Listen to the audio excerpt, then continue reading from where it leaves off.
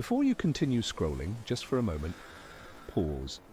Take one single conscious breath. Feel the air fill your lungs. Now let it go. In that small gap, that pocket of silence, nothing happened. And yet, everything changed. You shifted from reacting to being. This video is about that gap. It's about the reason you sometimes pause before speaking, and why learning to control that pause is one of the most powerful communication skills you can develop. Let's see if this feels familiar.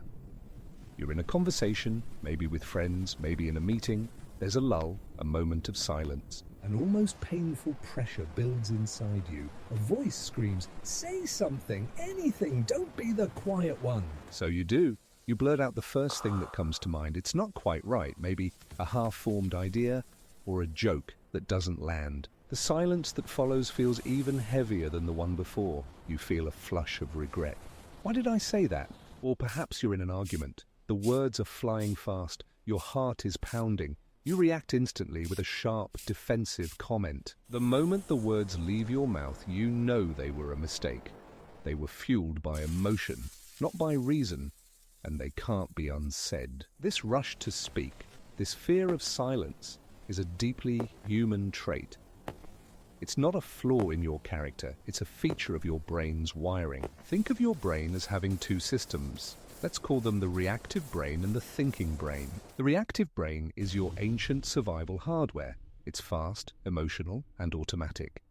It's the part that jumps at a loud noise or feels a flash of anger. In conversation, its main job is to react immediately, to defend your status, to fill awkward gaps, to win the point. It prioritizes speed over substance. Then there's the thinking brain. This is your prefrontal cortex. It's slow, logical, and deliberate. It's the part that understands nuance, considers consequences, and crafts thoughtful responses. The problem is, the reactive brain always gets the signal first. It's already shouting a reply before the thinking brain has even finished processing the question. The pause is the tool you use to change that. The pause is a conscious interruption.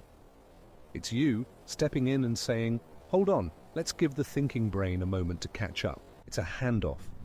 You are consciously taking the microphone from the panicked part of your brain and giving it to the calm, considered part. This isn't about being slow, it's about being intentional. It's the difference between a reflex and a response. So, how do we build this habit? It starts with small, deliberate actions. It's not about changing your personality. It's about installing a small piece of new software. Here are a few micro actions you can start using immediately. First, the one breath rule. Before you answer any question that isn't a simple yes or no, take one full, silent breath. Inhale through your nose. Exhale through your mouth. This does two things. It physically forces a 2 to 3 second pause, giving your thinking brain time to come online, and it calms your nervous system, reducing that reactive urgency. Try it the next time someone asks, "What did you think of the movie?" Just take one breath before you speak. Notice the difference. Second, use an anchor phrase.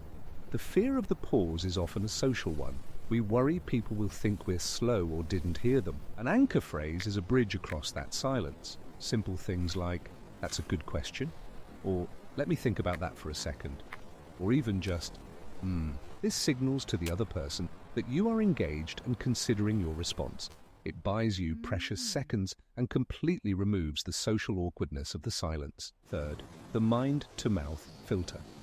Before you say something, especially in a sensitive conversation, visualize a small checkpoint between your mind and your mouth. At this checkpoint, ask one quick question. It could be, "Is this helpful?" or "Is this what I truly mean?" or "How will this make the other person feel?" You don't need a long, drawn-out analysis. The simple act of asking the question is enough to engage your thinking brain and filter out a purely reactive comment. These actions might feel artificial at first. That's normal. You're overwriting a lifetime of ingrained habit. Practice in low-stakes situations. Pause before telling a story to a friend. Use the one-breath rule when a cashier asks how your day is. Build the muscle in the gym before you need it in the real world. Now, after all these techniques, I want to leave you with the most important insight about the pause. It's the one that truly transforms it from a defensive tool into a creative one. The pause is not empty space, it's listening space. When you rush to fill a silence, you are focused only on yourself. Your anxiety, your thoughts, your need to perform. You are transmitting, not receiving. When you intentionally pause, you create a vacuum. And in that vacuum, you finally have the capacity to truly hear what was just said. You don't just hear the words, you hear the meaning behind the words. You notice the other person's tone, their hesitation, their body language. You give their message the respect of letting it land fully before you construct a reply. This is the essence of active listening. And paradoxically, by saying less and pausing more, you gain far more influence and control in a conversation. People don't feel rushed or unheard around you. They feel respected, they feel safe, and because of that, they are more open to what you eventually have to say. Your pause becomes a gift to the other person, a sign that you are present with them. So the next time you feel that pressure to speak, I want you to reframe it. The silence is not a void to be feared.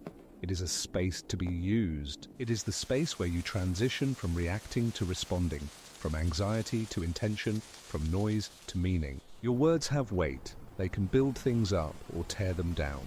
The pause is simply the moment you take to decide which you want to do. You don't need to wait for a special occasion. Start with the very next conversation you have. Just slow down and listen to what happens in the silence.